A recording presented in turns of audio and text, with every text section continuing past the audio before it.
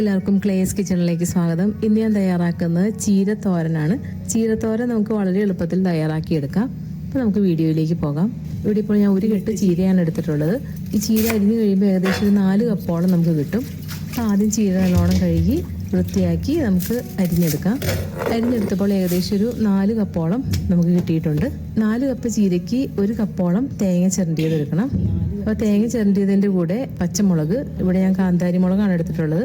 ഏകദേശം ഒരു 20 കാന്താരി മുളക് വേണം. പഴുത്തതായതുകൊണ്ട് അല്പം കുറച്ചെടുത്തിട്ടുള്ളത്. പിന്നെ ജീരകം ഒരു 1/4 ടീസ്പൂണോളം മതി. പിന്നെ ഒരു 10 അല്ലിയോളം ഉള്ളി, കറിവേപ്പില, ഉപ്പ് നമ്മളൊരു 1/2 ടീസ്പൂൺ ആദ്യം ചേർത്താൽ മതി. കാരണം ഈ ചീര വെന്ത് കഴിയുമ്പോൾ നല്ലോണം ഒതുങ്ങും. അപ്പോൾ നമ്മൾ ആദ്യം ചീരയുടെ അളവ് കണ്ട് നമ്മൾ ഒത്തിരി ഉപ്പിട്ട അവസാനം കറിക്ക് ഉപ്പ് കൂടും.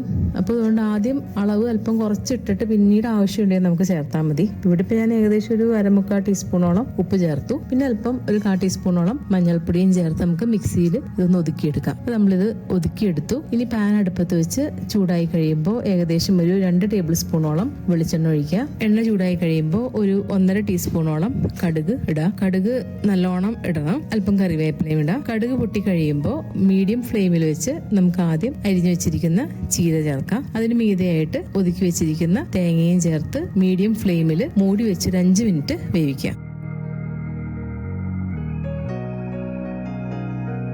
5 മിനിറ്റ് കഴിയുമ്പോൾ നല്ലോണം ചീരയൊക്കെ ഒതുങ്ങിയിട്ടുണ്ടാവും. നല്ലോണം ഒന്ന് മിക്സ് ആക്കിയിട്ട് ഒതുക്കി വെച്ച് ഒന്നുകൂടി മൂടി വെച്ചൊരു 5 മിനിറ്റ് മീഡിയം ഫ്ലെയിമിൽ വേവിക്കാം. 5 മിനിറ്റ് കഴിയുമ്പോൾ വെള്ളമൊക്കെ ഒരുമാതിരി വറ്റിയിട്ടുണ്ടാവും. ഈ ചീര തോരൻ വെക്കുമ്പോൾ നമ്മൾ ഒട്ടും വെള്ളം ചേർക്കരുത്. ചീരയിലുള്ള വെള്ളം കൊണ്ട് തന്നെ അത് വെന്തോളും. ഇപ്പം നല്ലോണം വെള്ളമൊക്കെ വലിഞ്ഞ് എണ്ണ തെളിഞ്ഞു തുടങ്ങിയിട്ടുണ്ട്. ഇത് ഏകദേശം ഒരു 10 മിനിറ്റോളം നമ്മൾ തുറന്ന് വെച്ച് ഇളക്കി കൊടുത്ത് ഒരു 10 മിനിറ്റ് കൊണ്ട് എണ്ണ നല്ലോണം തെളിഞ്ഞു വരും. ഇപ്പം എല്ലാം നല്ലോണം തെളിഞ്ഞു വന്നിട്ടുണ്ട് എണ്ണയൊക്കെ. ഇത് നമുക്ക് ഓഫ് ചെയ്യാം. അപ്പം നമ്മുടെ ചീരത്തോരൻ റെഡിയായി. ഏകദേശം ഒരു 15-20 മിനിറ്റ് കൊണ്ട് നമുക്ക് ചീരത്തോരൻ റെഡിയാക്കി എടുക്കും. ഇതെല്ലാവരും ട്രൈ ചെയ്ത് നോക്കണം. ബൈ.